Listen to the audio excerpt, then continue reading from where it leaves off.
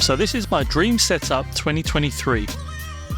Let's go back to what it looked like when I first moved in. So this was it, the blank canvas you might say. The first thing I wanted to do was decide where I'm going to put my desk. And I had these three places to choose, so here, here, or even here. And in the end I ended up picking this wall. Now over the span of some months I've been, you could say, bargain hunting. Now don't get me wrong, there is some expensive stuff in the setup, but most of it was sent over by brands to test, review, and ultimately see if I liked it. And as you can imagine, the stuff I did end up liking became a part of the setup. The setup took a lot of different forms, with things being constantly changed, swapped over, upgraded, and that's what I've come to realise. This dream setup, it's never going to be complete. There's always going to be something I want changed or something new added. And this is what it's turned into. So let's have a look. I know when I was making this setup I wanted something that was quite personal to me, which is why I got these Dragon Ball Z photos framed and displayed right behind the monitor. Now they bring a huge nostalgic feeling to me, as Dragon Ball Z was hands down one of my favourite shows growing up. And now I'm still thinking if I should put a third one in the middle or leave it with the two. And the photos are actually hung up on these wooden wall panels I bought used. I think it adds a nice look to the back wall as opposed to just having it a blank surface. And speaking of a blank surface, with the studio having concrete walls and ceiling, the amount of echo and reverb was so bad when talking. So along with filling up the space with items, I've been putting around these foam sound panels or acoustic foam panels, whatever you want to call them. You've probably seen them everywhere online, and while the issue may not have been completely solved, it's definitely helped a ton. They're quite cheap and they look nice, so there's always that added benefit. And then the monitors. Now as you can see, I've got two of them. The bottom one is a portable 1080p monitor by ESR with a kickstand. Now that's main purpose is just to have my files visible there, to drag and drop or watch YouTube videos there while I'm editing videos and photos on the main monitor. Now the main monitor is a 32-inch 2K display by BenQ, and I got this used. It's big and it's been good to work on. However, I've got a big upgrade coming soon in regards to the monitor. So if you want to see that before others, make sure you're following me on Instagram, as that's where it's most likely going to be shown before it comes to YouTube. So on top of the monitor, I've got the BenQ Screen Bar Halo. Now this lights up the desk space in front of me, like my keyboard, etc., making it much nicer on the eyes without affecting the viewing performance of the displays. Now it comes with this wireless console that you can use to control the light output or color temperature. It's also got features like auto dimming depending on the environment, and you can choose between just having the front light, just the back light, or having both lights at the same time. It is a bit pricey, but it definitely gives a nice feeling to the studio. And then on top of the BenQ Screen Bar Halo, I've got the OBSBot Tiny 2 webcam. Now this webcam is packed full of so many features that it's definitely overkill for what I use it for. First of all, it gives you 4K video quality, and thanks to the 1/1.5 inch CMOS sensor, it allows so much lighting that makes the video quality so crisp. Compared to the previous generation of the webcam, I think it's got like 4 times faster focusing power, which you can definitely tell when using it. And some of the features it has are like AI tracking, so because it's on a gimbal it can move left, right, up, down and track you around the room. Another thing it can do is voice control and dynamic gesture control. Now this allows you to control the webcam using gestures like putting your hand in the L shape, prompts it to zoom to that point. It is pricey, but if the features are something you're interested in, it might very well be worth it.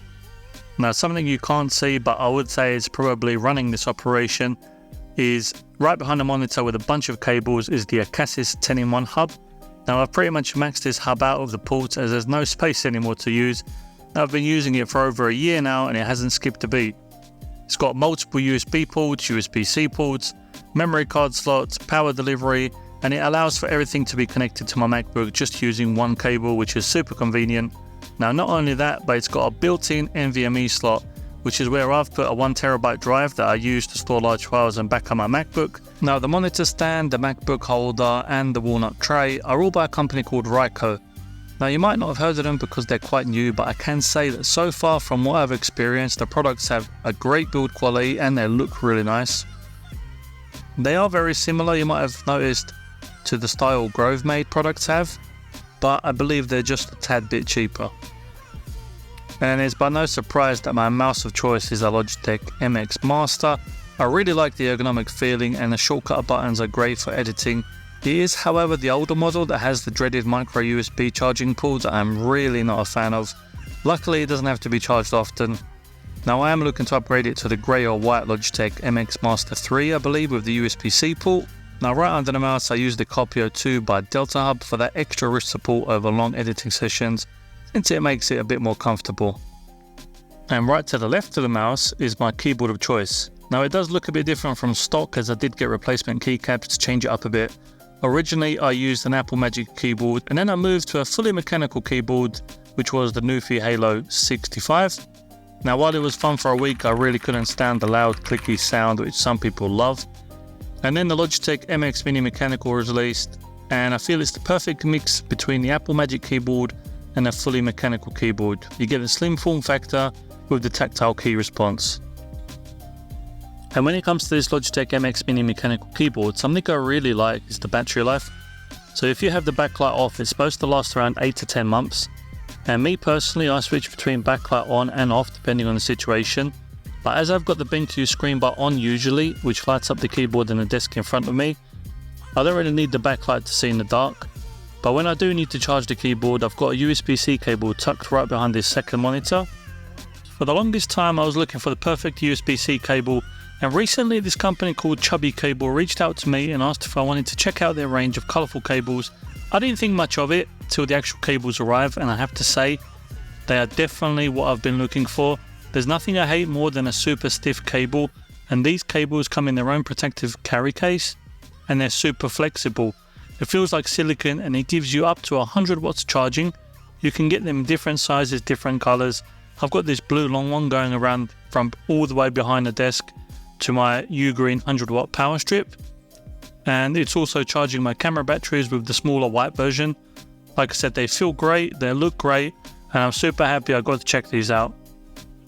So when it comes to desks, the desk on the left is actually the original desk I had when I moved into this space. However, the one that I'm currently using and everything is on is, I think it's actually a dining table. It's quite big, it looks good, and I got it for a great price, so I'm happy with it so far. Now it would be nice to upgrade later to one of these sit-stand desks that everyone has, but for now this gets the job done. And right in front of the desk we have this office chair by IKEA. It's very nice to sit on and it looks awesome, but I will say I don't think it's worth its price tag.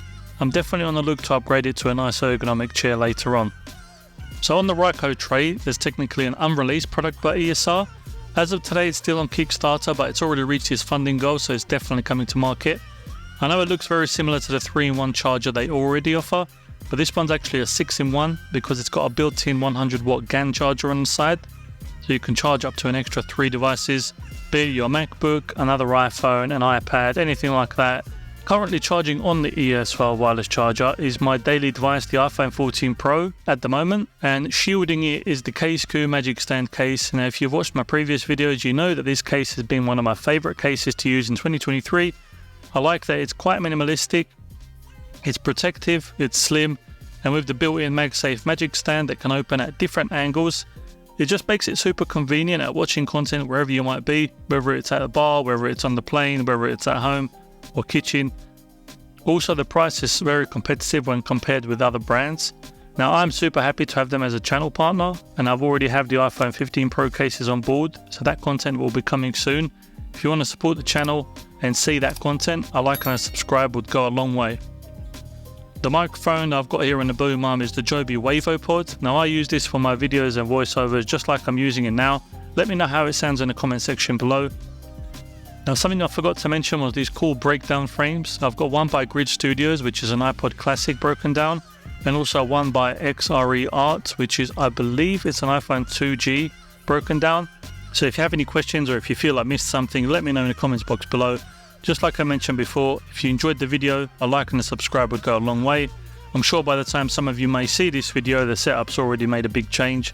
And if you want to see any of the changes before they comes to YouTube, make sure you go over to Instagram and follow me over there. Thanks for watching, catch you on the next one.